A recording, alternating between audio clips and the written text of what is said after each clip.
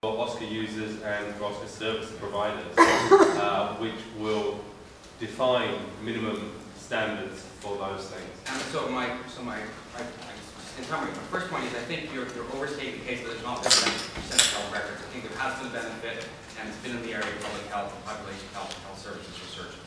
Secondly, I think you're quite right that the benefit case is often overstated, particularly with respect to the care of individuals and the benefits that are achieved by that. So Canada Health, the InfoWaste theme song about you're in St. John's and you need, someone needs to look at your chart. Well, they don't, frankly, typically. But thirdly, if Oscar is to embody this idea of locally held data and to tightly define the circle of care, then it really needs to be on the side of the game with respect to all the technical issues that ensure privacy, security, confidentiality, and all. And we're not talking benefit to research, okay.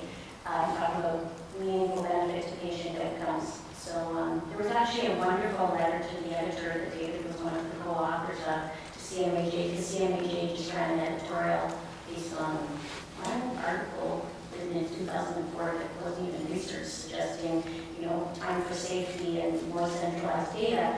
And so professors of informatics and professors of family medicine from universities across the country wrote to CMHA April 16th, you can read it online, saying there is no evidence of benefit to patient outcomes. But I think there are public policy benefits, and I think public policy benefits, exactly. I think you can't ignore those public policy. No, and I'm not disagreeing, which is why I'm saying I think that the intentions are good, and I think when it's in the end, you can't fix something without counting it, which is what, you can't drive public policy interest without having some numbers. But in the end, if we're going to answer the questions, I think people need to clearly articulate how that when the answer change what they actually do, just like it is for my lab results, when I work on lab results, and all too often, nobody can actually answer that question. I was surprised to hear the number of people in that U.S. survey that were concerned about their privacy, because I find in BC there's almost no evidence of people being concerned with respect to the PharmaNet data. I'm not sure how many people realize that you can protect your PharmaNet records with a keyword. And I have a keyword protecting mine, which just means I'm paranoid, because since I've been accessing PharmaNet since 2003, I have never once encountered a patient that protected their PharmaNet records with a keyword. Anybody here have a PharmaNet keyword? One? Gunther. Three of us. Okay, so that's what it is. Four. They have adjustment disorders. That's just because of our lithium restrictions. I think the reason for that is no one's told us.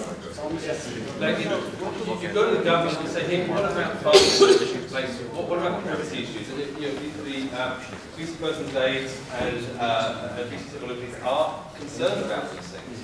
And so that they make a bit of noise. But if you go to the government and say, what about this? They just say, oh, well, anyone put a keyword, but you don't tell anyone.